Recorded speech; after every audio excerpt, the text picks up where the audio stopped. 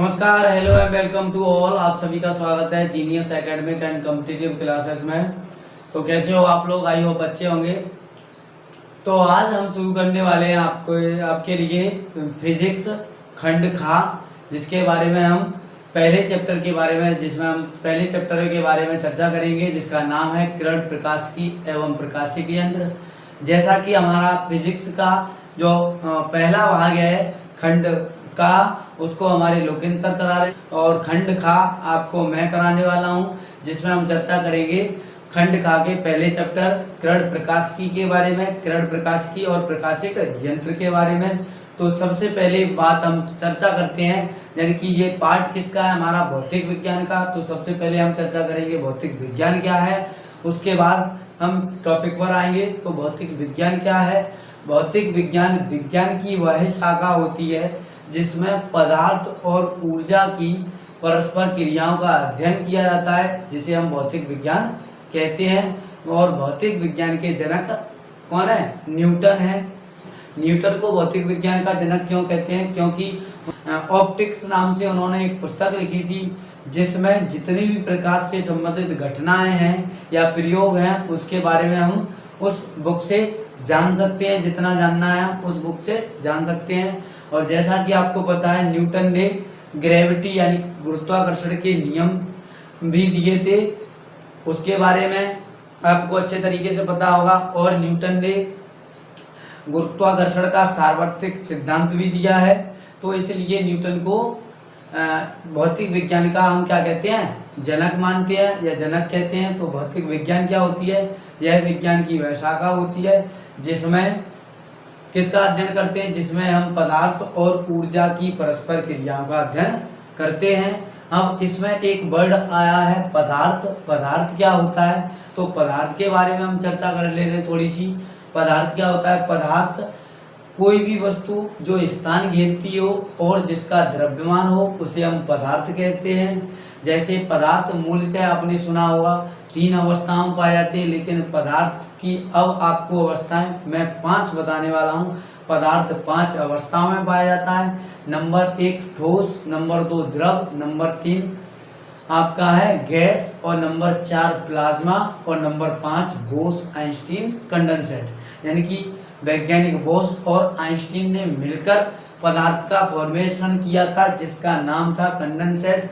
उनके नाम पर इस पदार्थ का नाम रख दिया गया बोस आइंस्टीन कंडेंसेट।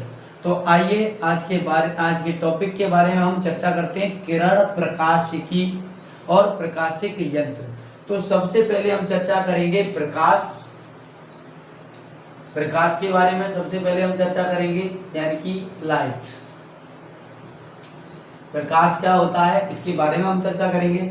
तो प्रकाश एक प्रकार की ऊर्जा है जो हमारे दृष्टि ज्ञान को क्या करती है? जागृत करती है, जिसके द्वारा हम अंधेरे में कोई भी वस्तु देख सकते हैं। तो प्रकाश क्या है? एक प्रकार की ऊर्जा है जो हमारे देखने में सहायता करती है, या जिसके द्वारा हम अंधेरे में कोई भी वस्तु देख सकते हैं। तो प्रकाश क्या होता है? प्रकाश एक प्रकार की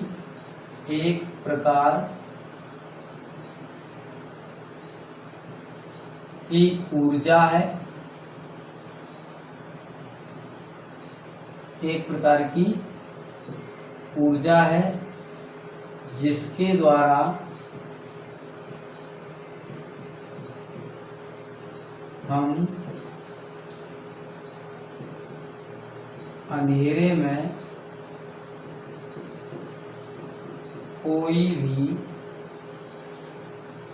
कोई भी वस्तु देख सकते हैं, जिसके द्वारा हम अंधेरे में कोई भी वस्तु देख सकते हैं। तो प्रकाश क्या है? प्रकाश एक प्रकार की ऊर्जा है जिसके द्वारा हम अंधेरे में कोई भी वस्तु देख सकते हैं। अब प्रकाश के लक्षण क्या होते हैं? प्रकाश के लक्षण के बारे में हम चर्चा करेंगे। प्रकाश के लक्षण क्या हैं? तो अब चर्चा करते हैं हम लक्षण पर। प्रकाश के लक्षण क्या हैं? तो प्रकाश, जैसा कि आपने देखा होगा, प्रकाश जब हम टॉर्च जलाते हैं तो उसका प्रकाश एकदम स्ट्रेट लाइन में सीधी और सरल रेखा में जाता है। जैसा कि हमारी यानी कि हमारे घर में कोई दरार है या जो हमारा गेट है उसमें कोई दरार होती है, यदि उससे कोई प्रकाश की किरण एंटर करती है या उससे होकर गुजरती है तो आपने देखा होगा वो एक सीधी रेखा में चलती हुई दिखाई देती है। यदि हम उसको रोकने की कोशिश करें, बीच में अगर कुछ लगा दें तख्ती वगैरह, तो भी क्या है, प्रकाश वहीं तक रह जाएगा, आगे नहीं बढ़ेगा। और प्रकाश सीधी और सरल रेखा में किस प्रकार चलता है उसके बारे में आपको समझाता हूँ। मान के चलिए एक कैंडल ले लो,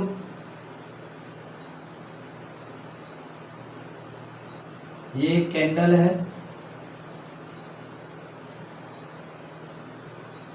ये कैंडल है जल रही है। इसमें क्या है, इसके सामने हमने कुछ दूरी पर एक लकड़ी की तख्ती रख ली है। लकड़ी की तख्ती ले सकते हो आप, कोई पर्दा ले सकते हो या कोई कागज भी ले सकते हो। तो यहाँ पे क्या करेंगे हम, इसकी समांतर या इसकी शीट पे एक इसमें होल कर लेंगे, यानी कि लकड़ी की तख्ती में हमने क्या कर लिया, एक होल कर लिया है। फिर इसके आगे एक और तख्ती रख ली है हमने, यहाँ रख सकते हैं, और इसमें इस होल के समांतर आगे पीछे या ऊपर नीचे हम दो और होल कर लेंगे। इसके आगे एक और हम क्या रख लेंगे, एक और तख्ती रख लेंगे, और उसके जो होल होगा वो पहले वाले होल की सीध में होगा। तो जब हम इस होल से अगर हम देखना चाहें तो प्रकाश हमें यहाँ से एंटर करता हुआ दिखाई देगा, इधर आता हुआ दिखाई देगा। जब प्रकाश यहाँ तक दिखाई देगा, अगर हम इन दोनों होल में से देखें तो प्रकाश हमें नहीं दिखाई देगा, और इसमें से देखेंगे तब भी नहीं दिखाई देगा, क्योंकि आगे प्रकाश का जो प्रकाश की किरण है वो आगे पहुंच ही नहीं पा रही है। तो इस प्रकार प्रकाश क्या होता है, प्रकाश एक सीधी और सरल रेखा में चलता है। तो प्रकाश कैसे चलता है, प्रकाश सीधी और सरल रेखा में चलता है। अगला पॉइंट बनता है, प्रकाश विद्युत चुंबकीय तरंगों के रूप में चलता है, जिसको इलेक्ट्रोमैग्नेटिक वेव बोलते हैं। यानी प्रकाश कैसे चलता है, चुंबकीय तरंगों के रूप में भी चलता है। तो प्रकाश कैसा चलता है, पहला पॉइंट हमारा हो गया प्रकाश सीधी और प्रकाश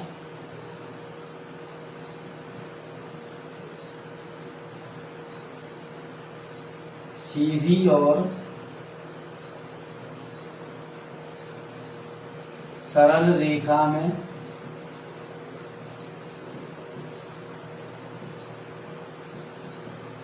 चलता है। प्रकाश सीधी और सरल रेखा में चलता है।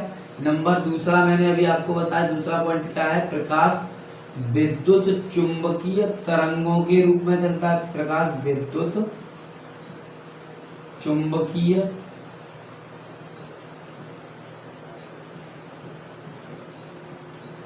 तरंगों के रूप में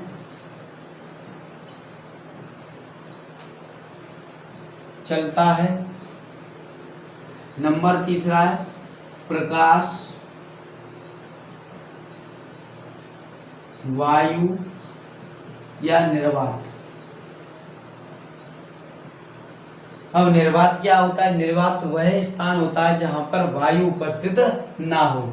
तो प्रकाश वायु और निर्वात में भी चल सकता है। प्रकाश वायु तथा निर्वात में भी चल सकता है। प्रकाश की वायु में चाल, प्रकाश की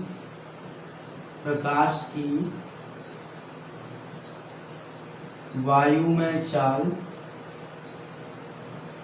3 × 10⁸ मीटर प्रति सेकंड होती है। 3 × 10⁸ मीटर प्रति सेकंड होती है।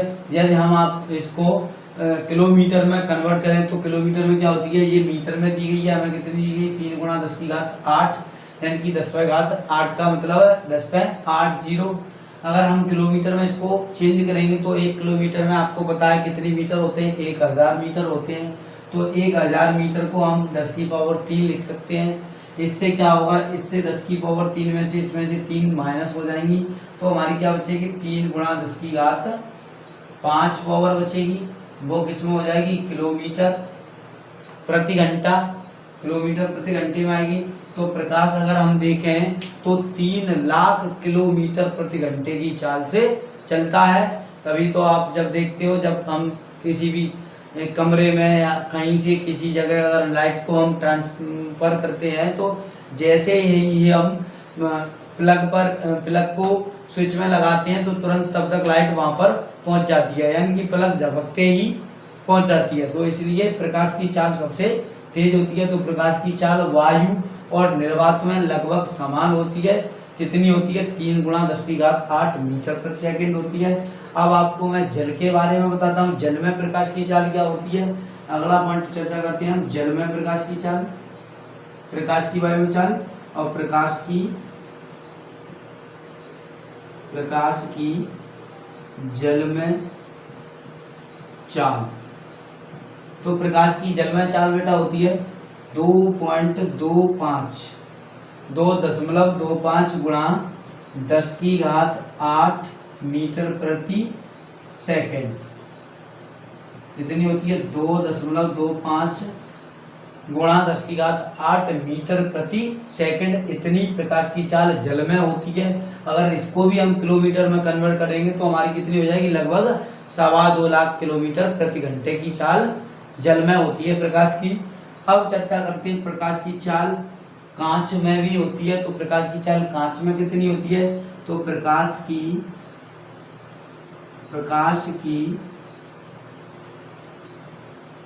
कांच में चाल बराबर आपकी होती है 2 × 10⁸, 2 × 10⁸ मीटर प्रति सेकंड, मीटर प्रति सेकंड होती है। तो प्रकाश की चाल आपको विभिन्न माध्यमों में पता चल गई, क्योंकि इन प्रकाश की चालों के बारे में मैंने आपको इसलिए बताया क्योंकि आगे जो हम न्यूमेरिकल करेंगे उसमें इसके जो प्रयोग होगा उसके लिए हम इनका प्रयोग करेंगे। और वैसे भी आपको ये आनी चाहिए कि प्रकाश की चाल जल में कितनी होती है, वायु में कितनी होती है और कांच में कितनी होती है। मोस्टली आपको वायु और निर्वात में पता होगी, यहाँ पे निर्वात भी लिख सकते हैं क्योंकि निर्वात में भी सेम ही होती है लगभग। तो किसी भी कॉम्पिटिटिव एग्जाम को आप अगर उठा के देखोगे तो ये प्रकाश की चाल मोस्टली पूछ ली जाती है। तो आपकी ये 12th क्लास से 10th क्लास से और कॉम्पिटिटिव लेवल से भी आपका ये पॉइंट क्लियर होता है। अब आपने क्या जाना, प्रकाश क्या होता है। तो प्रकाश एक प्रकार की ऊर्जा होती है जो हमारे जिसके द्वारा हम अंधेरे में कोई भी वस्तु देख सकते हैं। प्रकाश के लक्षण क्या बताए हैं आपको, प्रकाश सीधी और सरल रेखा में चलता है, जैसा कि आपको मैंने एक डायग्राम से समझाया था। जैसा आप कभी किसी टॉर्च को जलाते हो तो उसका फोकस एकदम स्ट्रेट लाइन में जाता है, ऐसा तो नहीं होता है कहीं इधर जाए फिर इधर जाए, ऐसा नहीं होता है, एकदम सीधी रेखा में जाता है। तो प्रकाश सीधी और सरल रेखा में चलता है। प्रकाश विद्युत चुंबकीय तरंगों के रूप में चलता है। प्रकाश वायु और निर्वात में भी चल सकता है। प्रकाश की वायु में चाल कितनी होती है, 3 × 10⁸ मीटर प्रति सेकंड। ये आपको अच्छे तरीके से याद करनी है क्योंकि न्यूमेरिकल में इसका हम प्रयोग करेंगे तो आपको पहले से ही ये याद होनी चाहिए। प्रकाश की जल में चाल कितनी होती है, 2.25 × 10⁸ मीटर प्रति सेकंड होती है। और प्रकाश की कांच में चाल आपकी होती है 2.2 × 10⁸ मीटर प्रति सेकंड। तो आइए अब इस चैप्टर के आगे के भाग में हम चर्चा करते हैं कि आगे के पार्ट क्या हैं। अब चर्चा करते हैं हम इस चैप्टर से दीप्त वस्तुओं के बारे में। दीप्त वस्तुएं क्या होती हैं, अब हमारा टॉपिक रहेगा दीप्त वस्तुएं।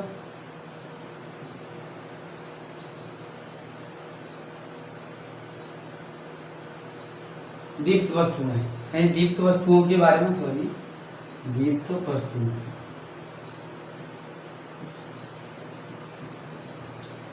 दीप्त वस्तुओं के बारे में हम चर्चा करेंगे। अब दीप्त वस्तुओं के बारे में आप समझ लो, दीप्त वस्तुएं क्या होती हैं, यानी कि वे वस्तुएं जो स्वयं प्रकाश उत्पन्न करती हैं वो दीप्त वस्तुएं कहलाती हैं। यानी वे वस्तुएं जो स्वयं प्रकाश उत्पन्न करती हैं उन्हें हम दीप्त वस्तुएं कहते हैं। जैसे कि मान के चलो आपका जो सूर्य होता है वो स्वयं प्रकाश उत्पन्न करता है तो वो क्या हो गया, दीप्त वस्तु हो गया। जैसे कि आपका तारा तारा भी स्वयं प्रकाश उत्पन्न करता है, ये भी क्या हो गया, दीप्त वस्तु है। यानी कि स्वयं का मतलब ये है इनका खुद का प्रकाश होता है, इन्हें किसी से प्रकाश लेने की आवश्यकता नहीं होती है। और जैसा कि आपका जलता हुआ बल्ब या मोमबत्ती, ये क्या है, सब दीप्त वस्तुओं के उदाहरण है। तो दीप्त वस्तुएं क्या होती हैं, वे वस्तुएं जो अपना प्रकाश स्वयं उत्पन्न करती हैं, दीप्त वस्तुएं कहलाती है। यानी कि क्या कहते हैं दीप्त वस्तुओं को, वे वस्तुएं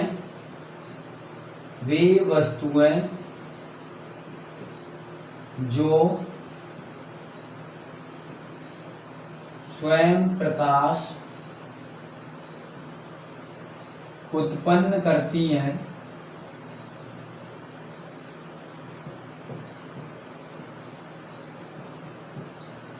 वे वस्तुएं जो स्वयं प्रकाश उत्पन्न करती हैं,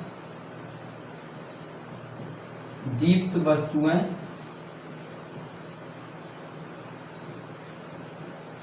कहलाती हैं। क्या कहलाती हैं, दीप्त वस्तुएं कहलाती हैं। जैसे एग्जाम्पल हमारे हो गए, जैसे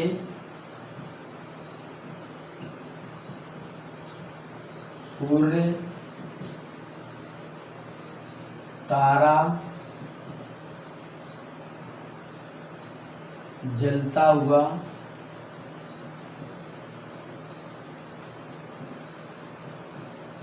बल्ब आदि। एक बार फिर टॉपिक पर हम चर्चा करते हैं। तो दीप्त वस्तुएं क्या होती हैं, वे वस्तुएं जो स्वयं प्रकाश उत्पन्न करती हैं, दीप्त वस्तुएं कहलाती हैं। जैसे सूर्य, तारा, जलता हुआ बल्ब या जलती हुई मोमबत्ती आदि। यानी कि वे वस्तुएं जो स्वयं प्रकाश उत्पन्न करती हैं, इनकी जिनका खुद का प्रकाश होता है, वही क्या कहलाती है, दीप्त वस्तुएं कहलाती हैं। अब हम चर्चा करते हैं अदीप्त वस्तुएं क्या होती हैं। अदीप्त वस्तुएं, अदीप्त वस्तुएं, अदीप्त वस्तुओं के बारे में, यानी कि ये वे वस्तुएं होती हैं जिनका स्वयं का प्रकाश नहीं होता है और ये दीप्त वस्तुओं के उत्सर्जित प्रकाश के आपतित होने पर, उत्सर्जित प्रकाश के आपतित होने पर दिखाई देती हैं, इन्हें अदीप्त वस्तुएं कहते हैं। यानी कि वे वस्तुएं जिनका,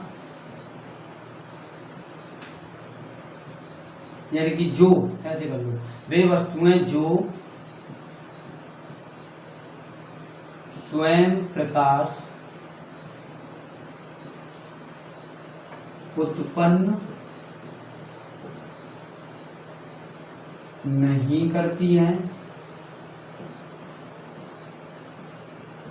स्वयं प्रकाश उत्पन्न नहीं करती हैं, वे वस्तुएं जो स्वयं प्रकाश उत्पन्न नहीं करती हैं, बल्कि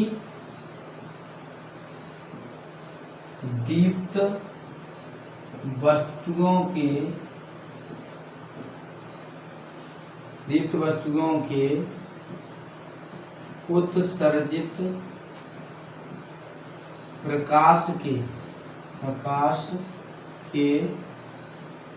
आपतित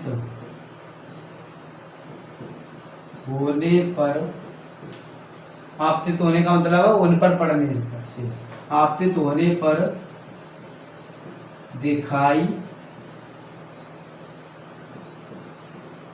देती है,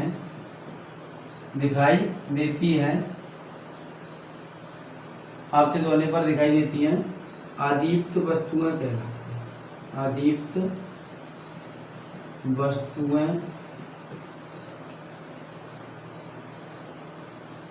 कहलाती हैं, अदीप्त वस्तुएं कहलाती हैं। जैसे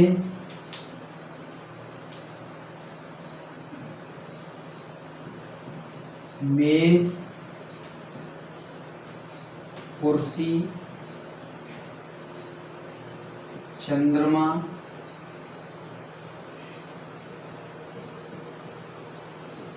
आदि। जैसे मेज, कुर्सी, चंद्रमा आदि। यानी कि वे वस्तुएं जो स्वयं प्रकाश उत्पन्न नहीं करती हैं, बल्कि दीप्त वस्तुओं के उत्सर्जित प्रकाश के आपतित होने पर दिखाई देती हैं अदीप्त वस्तुएं कहलाती हैं, जैसे मेज, कुर्सी, चंद्रमा आदि।